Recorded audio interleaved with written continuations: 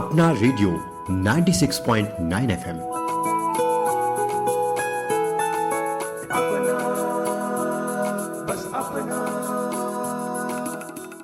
मेरा रंग दे बसंती चोला, रंग दे रंग दे रंग दे बसंती चोला, माए रंग दे।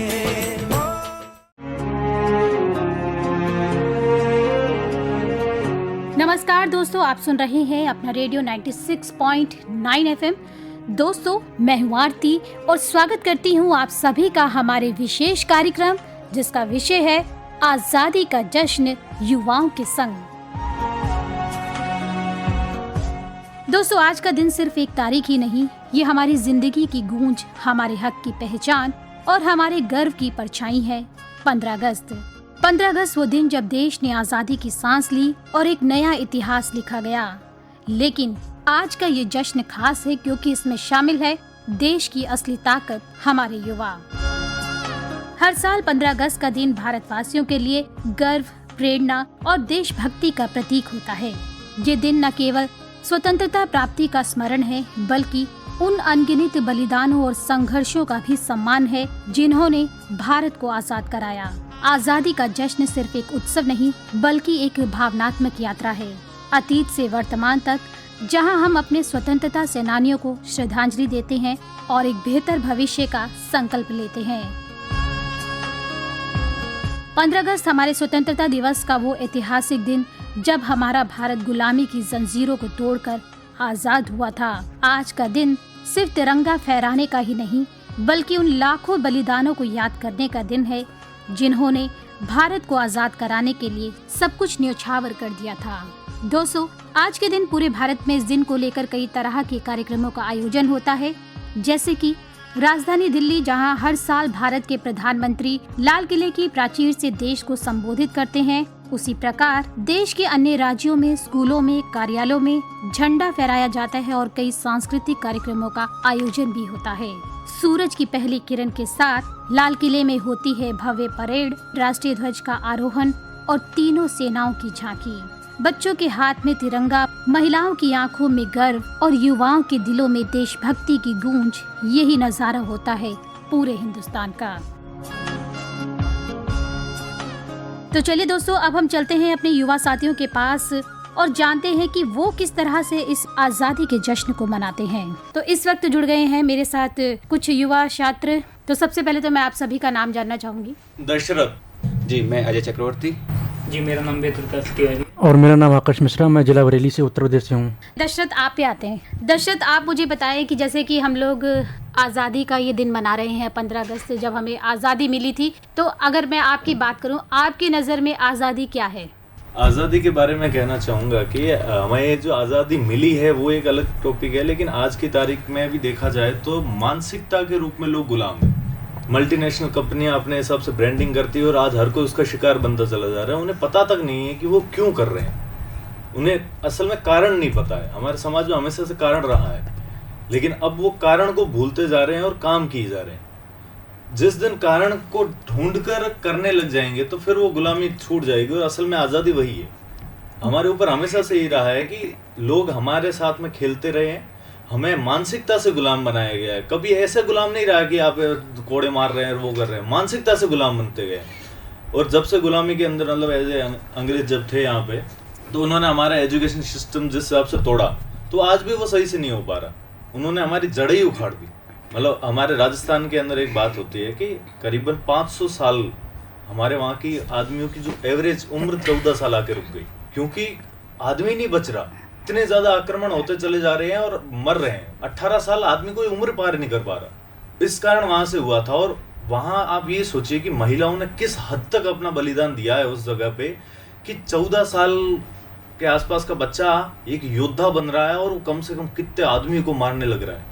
उनको शिक्षा देना, उनको बड़ा करना और वहां पे ये आज थे कि खाने के लिए कुछ नहीं, कितने किलोमीटर ढूंढते फिरते थे। मतलब घास आती है ना, भुरट वगैरह, जो आज की तारीख में पैर पे लग जाते हैं, फेंक देते हैं, उन्हें कूट कूट के रोटियां बना के और खिला के और इतने बड़े योद्धा बनाए और 500 साल तक भारत को रोका था। बिल्कुल सही कहा कि हमारे भारत देश में ही बहुत सी ऐसी चीजें हैं जिनके बारे में हम लोग नहीं जानते हैं, तो उन चीज़ों को हम लोग जानें और उसका इस्तेमाल करें तो वो हमारे भविष्य के लिए बहुत ज़्यादा फ़ायदेमंद हो सकती है। स्वदेशी चीज़ों को अपनाना बहुत ज़रूरी है। अगर हम स्वदेशी चीज़ों को अपनाएंगे तो हमारे यहाँ का जो कारोबार है वो भी बढ़ेगा और हमारी आर्थिक स्थिति भी बढ़ेगी। अब अजय, मैं आप पे आती हूँ। आपके नज़र में क्या लगता है कि आज़ादी क्या है? देश में आज़ादी का जश्न है वो आज़ादी है, या आप जो विचारों के बंधन में आज का युवा बंधा होता है उन विचारों से एक परे जो दुनिया है अपने आप से सोचना, क्या वो आज़ादी है? नो डाउट कि ये जो भैया ने बताया अभी कि हमारी अभी मानसिक रूप से हम लोग गुलाम। अगर 1947 की बात करें उससे पहले हम लोग शारीरिक रूप से अंग्रेजों के गुलाम हुआ करते थे। हालांकि उस टाइम भी मानसिक रूप था, लेकिन उसके बाद हमको शारीरिक रूप में तो काफ़ी आज़ादी मिली 1947 में, लेकिन उसके बाद से हम लोग मानसिक रूप से अभी भी गुलाम हैं। आजकल तो ये देखने को मिल रहा है कोई एक व्यक्ति मतलब दूसरे व्यक्ति को मारने काटने पर भी आ जाता है। इतना आज हम लोग गुलाम हो चुके हैं, तो हम लोग मानसिक रूप से आज भी गुलाम हैं। वेद प्रकाश जी, अब आप पे आते हैं। आप मुझे बताएं कि आज के समय में आपकी क्या सोच है कि भारत जो है किस रूप में होना चाहिए? आज़ादी का मतलब ये नहीं है कि केवल क्या नाम है यहाँ से ब्रिटिश जो कॉलोनी थी वो यहाँ से चली गई उसके बाद हम आज़ाद हो गए हैं। आज़ादी का मतलब ये भी नहीं कि पार्टीशन हो गया, धर्म के नाम पे दो अलग अलग देश बन गए। आज़ादी का मतलब ये होता है कि वहाँ का जो युवा है, देश का जो युवा है, उसको रोज़गार कैसे मिल रहा है, उसको आगे बढ़ाने के लिए गवर्नमेंट पॉलिसी बना रही है, कैसे उसका इम्प्लीमेंटेशन हो रहा है। जैसे आज के समय में वर्तमान में जो सेंट्रल गवर्नमेंट है उसने एक स्कीम लेके आई MSME और साथ में कौशल विकास। तो इसमें मैं देख रहा हूँ कि जो युवा है यहाँ का उसको एक उद्यम मिल रहा है और उद्यम के लिए उसके लिए एक स्किल सेट की जा रही है जिससे वो आगे बढ़ सके, एक अपना रोजगार स्टैंड कर सके। आकाश, मैं आप पे आती हूँ। जैसे कि 15 अगस्त का दिन जो है हमारे वीर सैनिक है उनको याद करने का होता है, तो जब भी 15 अगस्त का दिन आता है और उस दौरान हम देखेंगे कि टीवी पर सिर्फ और सिर्फ देशभक्ति ही फिल्में जो है दिखाई जा रही होती हैं, गीत वो हमें सुनाई देते हैं। तो उन गीतों को सुन के और जो अपने वीर सैनिक है उनको याद करते हुए आपको कैसा महसूस होता है? मैम, उनको याद करते हुए काफ़ी अच्छा महसूस होता है। जब हम बचपन में विद्यालय में पढ़ते थे तो हमारे यहाँ सुबह प्रोग्राम होता था सुबह 10 बजे से, तो हमारे उस समय उनमें बहुत ज़्यादा जिज्ञासा रहती थी अपने सुबह कार्यक्रम को लेकर के, क्योंकि हमें कैरेक्टर मिलता था। इसमें कोई चंद्रशेखर आज़ाद बनता था, कोई भगत सिंह बनता था, कोई झांसी की रानी बनती थी। तो उस कैरेक्टर को लेकर हम रात से इतना उत्साहित होते थे कि कपड़ों को लेकर कैसा डांस करना है, कैसा बोलना है, कैसा सीखना है और कैसे कैसे गीत गाने हैं। लेकिन आज का दौर ऐसा है, जिस उम्र में मैं हूँ उस समय का जो इंटरेस्ट था, जो जिज्ञासा थी, वो तो खैर अभी कम हो गई है। लेकिन आज जो है वो कविता बोलकर थोड़ा महसूस कर लेते हैं। अच्छा, बस इतना ही है। तो कोई कविता ऐसी जो है आपको कुछ याद आ रही हो, पंक्तियाँ या कुछ ऐसी पंक्तियाँ जो आपको सुन के या पढ़कर बहुत अच्छा फील होता है? मैम, 2 ही पंक्ति हैं। खूब लड़ी मर्दानी थी वो झांसी वाली रानी थी। जी, वाकई इन पंक्तियों में तो एक बहुत ही बड़ा जोश जो था वो वीर रस भरा हुआ है। जी, वीर रस जिसे हम कह सकते हैं। अब दशरथ, आप पे आते हैं। दशरथ, आप मुझे ये बताओ कि इस बारी 15 अगस्त को लेकर आपकी क्या तैयारियां हैं, और अगर हम बचपन की बात करें तो बचपन से जुड़ी कुछ यादें कि उस दौरान आप कोई किसी तरीके की जैसे स्कूल्स में एक्टिविटीज होती हैं तो आप पार्टिसिपेट करते थे? छोटे थे और 15 अगस्त जब आता था तो एक एक्साइटमेंट होता था कि हम कुछ करने वाले हैं। आज भी लोगों में बस वही एक्साइटमेंट है। देश को लेके वो भाव नहीं रह गए हैं। हमारे लिए देश एक बहुत महत्वपूर्ण चीज है और उसके लिए हम अपने आप को त्याग सकते हैं। ये भाव आज की तारीख में बहुत कम लोगों में बचा है, हर किसी के अंदर ये नहीं बच रहा। और हमारे जो सैनिक है वो आज की तारीख में किस सिचुएशन में क्या काम कर रहे हैं, क्या नहीं कर रहे हैं, हमने मिलिट्री इक्विपमेंट के अंदर क्या क्या किया है, क्या क्या नहीं किया, आज की तारीख में कोई देखना ही नहीं चाह रहा। आज हर कुछ आपके सामने पड़ा है। अभी S-400 आज थोड़ी ना आया था, 2019 में आ गया था वो तो। लेकिन जब काम आ रहा है तो आज की तारीख में वही सोशल मीडिया का ट्रेंड है, वो जिस तरफ चला जा रहा है बस वो एक मतलब नदी बन चुकी है। और वो उस नदी के बहाव में जो आया, मतलब एक प्रकार से बाढ़ ही है, नदी भी नहीं बोल सकते, तो वो बाढ़ है, जो आया लपेटे में सब आ गए। तो वो वाली कहानी है, और तो कुछ है नहीं इसके अंदर। आप मानसिक जीवित हो गए तो आपको सब दिख रहा होगा, आप मानसिक मृत हो तो फिर आपको कुछ नहीं दिख रहा होगा। आपके सामने जो फोन में दिखेगा फिर वही दिखेगा आपको। अजय, आप मुझे बताओ, आपकी 15 अगस्त को लेके कुछ यादें जो हैं जुड़ी हैं, जिनको जब भी 15 अगस्त का दिन आता है तो उसे आप याद करते हैं और एक रोमांचित सा आपको फील होता है? जी, 15 अगस्त को लेके अगर हम बात करें कि अपनी यादों को, जब हम छोटे हुआ करते थे, जब स्कूल में पढ़ा करते थे, इसके बाद कॉलेज में जाते थे, तो वो एक एक्साइटमेंट होती थी कि मतलब हम लोग किसी कैरेक्टर पे जाएंगे और 15 अगस्त के बारे में मतलब अपनी विचार रखेंगे, लोगों के प्रति बताएंगे कि मतलब हम लोग एक्चुअल में आज़ाद हैं और हम लोग कैसे आज़ाद हुए अंग्रेज़ों से। हमको कैसे मिली आज़ादी, इन तमाम चीज़ों को लेकर के एक्साइटमेंट होती थी और उसको फिर प्रदर्शित किया जाता था, जैसे कि गीतों से लेकर के नृत्य करके तमाम प्रकार के इंस्ट्रूमेंट करते थे हम लोग 15 अगस्त को लेकर के कि आज़ादी कैसे मिली और उसको लेकर तमाम चीज़ें करते थे। वो आज भी हमारे यादगार का हिस्सा बनी हुई हैं। दशरथ, एक सवाल मेरा आपसे ये है, हमारे बहुत से वीर सेनानी हैं जिन्होंने काफ़ी संघर्ष किया और अपने प्राणों की भी आहुति दे दी। कोई एक ऐसे आपके जो प्रेरणा स्रोत हैं जिनको आप याद करते हैं और आपको गर्व महसूस होता है? मेजर शैतान सिंह, जिन्होंने 1962 की लड़ाई के अंदर पूरी सेना उनके पास जो थी 122 लोगों की टुकड़ी थी, एक भी बंदा नहीं था जिसके पीठ पे गोली लगी हुई थी। हमारे सैनिकों ने और जो राजनेता थे उन लोगों ने उन्हें भगोड़ा साबित कर दिया था। और जब बर्फ पिघली 8 महीने बाद वहाँ जाके देखा गया तो पता लगा कि एक भी बंदे के पीठ पे गोली नहीं लगी हुई है। और वहाँ पे 120 लोग हमारे मरे हुए थे और 1045 लोग चाइनीज लोग मरे हुए थे वहाँ पे। जिस समय वो मरे थे ना, तो उनकी अंगुली थी वो ट्रिगर के ऊपर लगी हुई थी और मरने के बाद में भी उनकी गोलियां कंटिन्यूसली चलती हुई जा रही थी। ये बताया जाता है, कहानियों में यही बताया गया कि उनकी गोलियां लगातार चली जा रही थी और 7 दिन चाइनीज फौज को लग गया था उनके पास आने में। इतना खौफ आ गया था सिर्फ एक आदमी का। पूरे सैनिक मर चुके थे, उन्होंने अलग अलग जगह जा जाके मारा था, तरह को लगे कि बहुत ज्यादा लोग हैं। और इस तरीके से उन्होंने कम से कम 512 लोगों को अकेले मारा है उस समय। जिस तरह से बता रहे थे तो मुझे भी सुन के जैसे रोंगटे से खड़े हो जाते हैं कि वाकई कितना कुछ किया था हमारे वीर सेनानियों ने हमारे देश की आज़ादी के लिए। वेद प्रकाश, आप मुझे ये बताएं कि इस 15 अगस्त पे आप कुछ स्पेशल गीत या कोई कविता हमारे श्रोताओं को सुनाना चाहें? वीर तुम बढ़े चलो, वीर तुम बढ़े चलो, धीर तुम चढ़े चलो, सामने पहाड़ है सिंह की दहाड़ है, तुम डर हटो नहीं, तुम निडर डटो नहीं, वीर तुम बढ़े चलो, वीर तुम बढ़े चलो। बहुत ही खूबसूरत सी पंक्तियां जो है सुनाई गई, जिसमें जोश, एक जज्बा जो देखने को मिलता है हमारे वीर सैनिकों को कि आपको पीछे नहीं हटना है, आगे की तरफ ही बढ़ना है। आकर्ष, आपसे ये जानना चाहूंगी कि आपके कोई ऐसे प्रेरणा स्रोत रहे हैं वीर सेनानी जिसको आप उस समय का योद्धा मानते हैं? मैं भगत सिंह को ज़्यादा मानता हूँ, क्योंकि उन्होंने इतनी कम उम्र में इतना ज़्यादा अपने देश, अपने वतन के लिए जो अपने पूरे शरीर का न्यौछावर कर दिया, बलिदान दे दिया, तो वो मेरे लिए बहुत ज़्यादा प्रेरणा स्रोत रहे हैं और मैं आज भी उनको बहुत ज़्यादा मानता हूँ, उनके विचारों को भी बहुत फॉलो करता हूँ।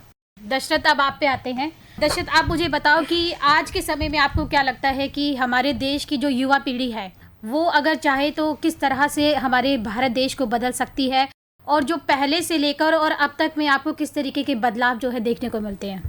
ईमानदारी एक शब्द है और एक हम, इन दोनों शब्दों को अगर समझ लिया जाए तो हमारी युवा पीढ़ी अपने आप से बहुत कुछ बदल जाएगा। अपने आप ही कुछ कहने की आवश्यकता नहीं पड़ेगी। देखने को बस यही मिल रहा है कि हर कोई अपने आप को सिद्ध करने लग रहा है कि मैं ये हूँ, कोई हम की तरफ नहीं जा रहा। हमारा समाज हमेशा हमें यही सिखाता है कि हम हैं, कोई हमसे अलग नहीं, सब एक है।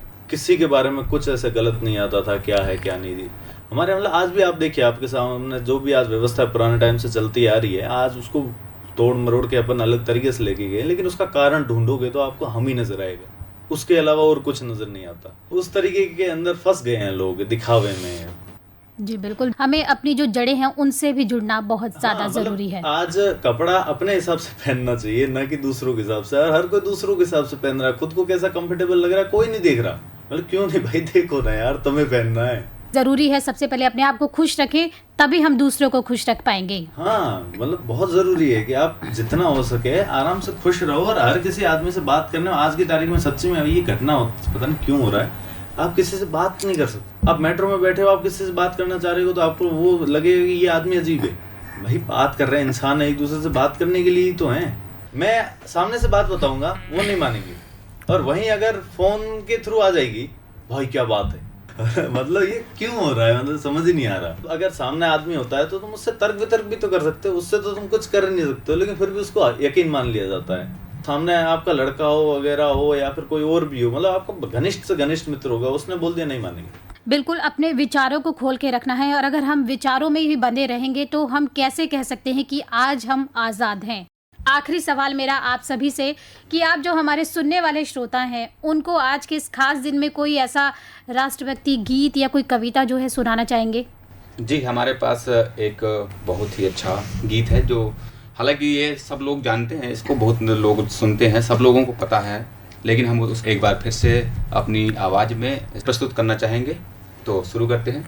मेरा कर्मा तू, मेरा धर्मा तू, तेरा सब कुछ मैं, मेरा सब कुछ तू।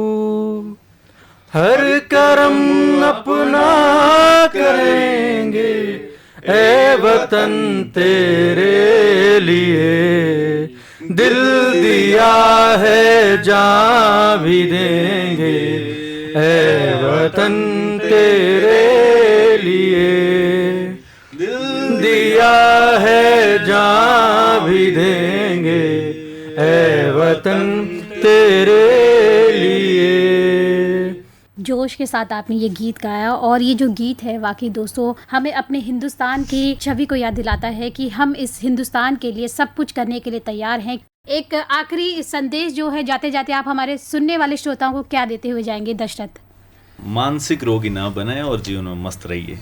अजय आप क्या कहना चाहेंगे? जी खुश रहिए, मस्त रहिए। कहते हैं कि जिसकी मस्ती जिंदा है उसकी हस्ती जिंदा है। आज़ादी का मतलब केवल आपको 15 अगस्त के दिन लड्डू मिल जाना नहीं है। आप अपने इतिहास को एक बार पढ़ने का प्रयास करें। आपके जो एंसेस्टर हैं, आपने जो आपके लिए जो किया है, आप एक बार इसको पढ़ने का प्रयास करें। दशरथ आप कुछ कह रहे हैं? मैम तुलसीदास की एक चौपाई है, उसमें लिखा है कि मुख प्रसन्न तन तेज विराजा, कीने से रामचंद्र कर काजा। यदि आपके चेहरे पर प्रसन्नता रहेगी, यदि आप हंसेंगे तो आपके पूरे शरीर में तेज झलकेगा। तो कुल मिला के इतनी सी बात है कि आप हंसते रहिए, मुस्कुराते रहिए, बस यही जीवन का सार है। धन्यवाद। हंसते रहना है, मुस्कुराते रहना है, तभी हम जिंदगी को अच्छे से जी पाएंगे। तो आप सभी मेरे साथ इस कार्यक्रम में शामिल हुए, आप सभी का बहुत बहुत धन्यवाद। मैम आपका भी बहुत बहुत धन्यवाद।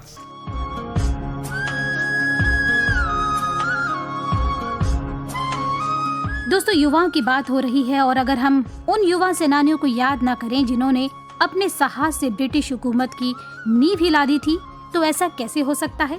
अगर बहरों को सुनना है तो आवाज को बहुत ऊंचा करना होगा। ये वो शब्द थे जो भगत सिंह ने अपने जीवन में जिए। सिर्फ 23 साल की उम्र देश के लिए शहीद हो जाना एक युवा के जज्बे की मिसाल है। वो कहते थे इंकलाब जिंदाबाद। 23 साल की उम्र में फांसी पर वे झूल गए। भगत सिंह का कहना था बम और पिस्तौल से क्रांति नहीं होती, क्रांति की तलवार विचारों से तेज होती है। ऐसे ही एक और युवा सेनानी का नाम आता है, वो है चंद्रशेखर आजाद। चंद्रशेखर आजाद, उन्होंने अपने जीवन का हर क्षण देश के लिए समर्पित कर दिया। 15 साल की उम्र में वो जेल गए और फिर प्रण लिया कि मैं आजाद हूँ, आजाद रहूंगा और आजाद ही मरूंगा। अपने आखिरी क्षण तक अंग्रेजों से लड़े और खुद को गोली मार ली, लेकिन पकड़े नहीं गए। और दोस्तों क्या आप सोच सकते हैं कि 18 साल का एक युवक हंसते हुए फांसी चढ़ गया?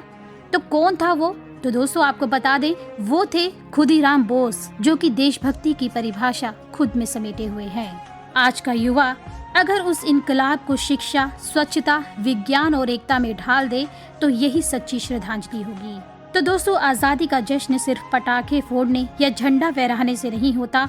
असली जश्न तो तब होता है जब हम देश के लिए कुछ करते हैं। भारत को बदलने के लिए किसी चमत्कार की जरूरत नहीं, बस जिम्मेदार युवा की जरूरत है।